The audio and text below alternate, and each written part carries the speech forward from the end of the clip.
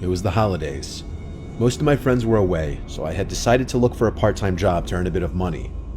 After waiting around for about a week, I finally got a call from a nearby restaurant asking me to come in for a trial. I had a fair bit of waitering experience, so I wasn't too surprised when the owner offered me the position. The place had a really creepy atmosphere to it.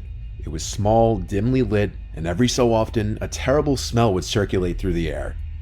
It wasn't somewhere I would have usually gone for, but I needed the money and kept reminding myself that I'd only be here until college started back up.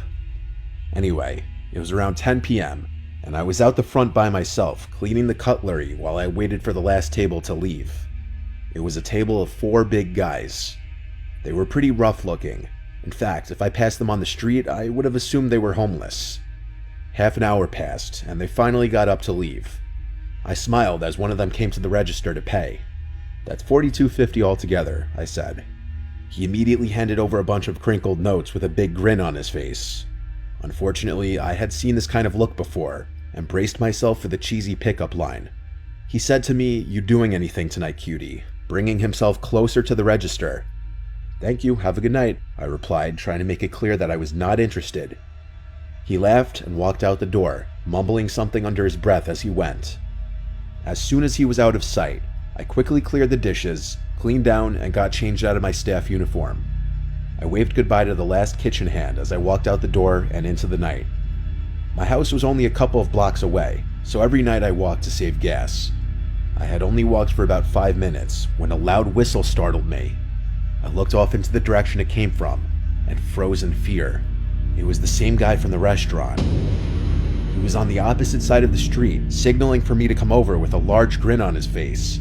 I took a pause before my instincts kicked in, and I started to quickly walk away.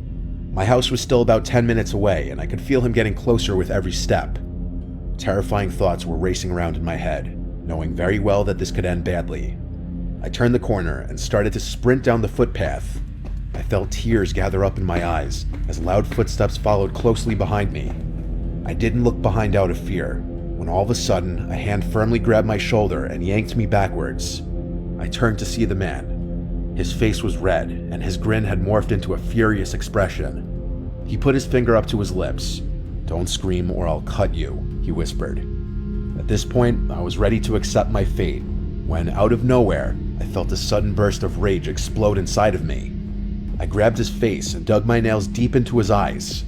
The man let out a loud, horrible noise as he clenched his face in pain. I took this chance and made a run for it. I ran all the way back to my flat, and after struggling to put the key in the door, I managed to get inside. As soon as I shut the door, I collapsed down onto the ground out of exhaustion and started to cry. My roommates all rushed down the stairs to see if I was okay. After walking me to a couch, I explained what happened. They were all shocked, whilst at the same time happy to see that I escaped from the man. I rang up the restaurant and quit the next day. It was a shame, really. The owners were so kind, and I really didn't mind the place. But I was too terrified to return, knowing that that man could be waiting for me. I've started back at college now, and I'm slowly recovering from that incident.